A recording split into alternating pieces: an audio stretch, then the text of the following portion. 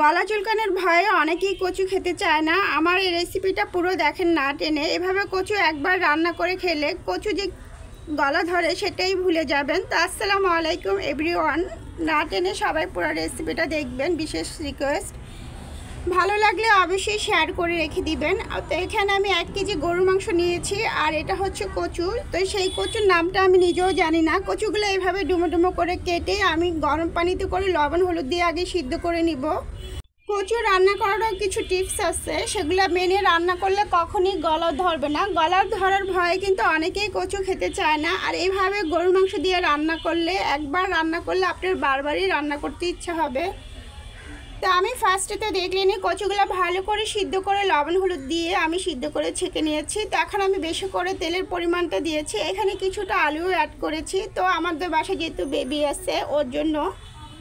তো কচুটা আমি একদম ভালো করে ফ্রাই করে নিব। এইভাবে ফ্রাই করে নিলে কিন্তু যখন রান্নার ভিতরে দিবেন অন্যরকম একটা স্মেল এবং খুবই টেস্ট লাগে। তো আমি এখানে তেলটা পরিমাণ বেশি দিয়েছি, আর আমি তেল এস করবো না। এটার ভিতরে পুরো রান্নাটা আমি কমপ্লিট করে ফেলবো।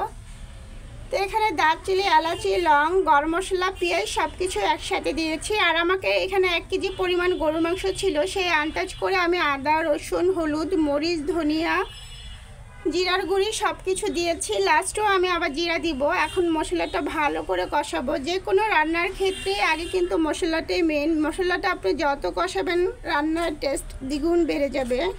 তা আমি একটু ঝালটা একটু কমই খাওয়া হয় আমাদের বাসায়, সেই জন্য কালারটা এমন আসছে। আপনারা আপনাদের পরিমাণ অনুযায়ী ঝাল দিয়ে দিবেন। তো এই জন্য আস্তে আস্তে পরে কষালে কালার চেঞ্জ হয়ে যাবে, সমস্যা নেই। তো এখন আমি এইভাবে অনেক সময় নিয়ে মাংসটা কষাবো। তো যেহেতু তেল চর্বি অনেক কিছু ছিল মাংসের সাথে, আর এই মাংসটা রান্না করার সময় অবশ্যই একটু চর্বিওয়ালা মাংসগুলোই নেবেন। চর্বিওয়ালা মাংসগুলো নিলে টেস্টটা কিন্তু আরও দ্বিগুণ বেড়ে যায়। তো আমি কিছুক্ষণ পর পর ঢাকনা উল্টে মাংসটা কষাতে থাকবো। একদম হাফ সিদ্ধ হয়ে যাবে, তারপরে আমি কচুটা এখানে অ্যাড করব। আর কচু দিয়ে বেশি সময় রাখারও দরকার নেই। এই কচুটা এমনিতেই 10-15 মিনিটে ভালো সিদ্ধ হয়ে যায়। আর যেহেতু কচুটা আমি একবার বয়েল করে নিয়েছি, আবার ভাজার সময় কিছুটা সিদ্ধ হয়েছে, তো কচুটা দিয়ে জাস্ট 10 মিনিট রাখলে রান্না কমপ্লিট হয়ে যাবে। এখন আমি কচু আর আলুটা দিয়ে দিচ্ছি। এটা দিয়েও আরও আমি 10 মিনিট কষাতে থাকবো।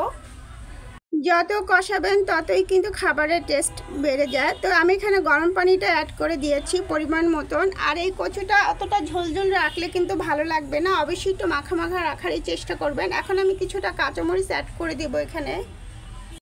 তারপর এখানে আমি 1 চা চামচ গুঁড়া জিরা দিয়ে দিব। গুঁড়া জিরাটা লাস্টে দিলে কিন্তু স্মেলটা খুবই ভালো আসে। তো জিরার গুঁড়ি অ্যাড করে আমি আরও 5 মিনিট রেখে তারপরে নামিয়ে ফেলবো। এটা কিন্তু সাদা ভাত দিয়ে অসাধারণ লাগে। তো আমার বিশেষ রিকোয়েস্ট, ভালো লাগলে একবার ট্রাই করে দেখবেন। আমিও নিজেও ফার্স্ট করছি, এত টেস্ট হয়েছে যে আমি কখনই কচু খেতাম না, কিন্তু আমি নিজেও কচু ফ্যান হয়ে গেছি। আর এই কচুটা যখন খাবেন আলুর থেকেও বেশি টেস্ট লেগেছে, অসাধারণ হয়েছে। ভালো লাগলে অবশ্যই বাসায় একবার হলো ট্রাই করবেন। তো কচুর তরকারি মানিয়ে হচ্ছে একটু ঘন ঘন, আর লামানোর পরে এমনিতে কিন্তু এটা ঘন হয়ে যাবে। তো এটা আমি আরও 5 মিনিট দমে রেখে তারপরে নামিয়ে ফেলবো। তো এই যে আমার রান্নাটা পুরোপুরি কমপ্লিট হয়ে গেছে।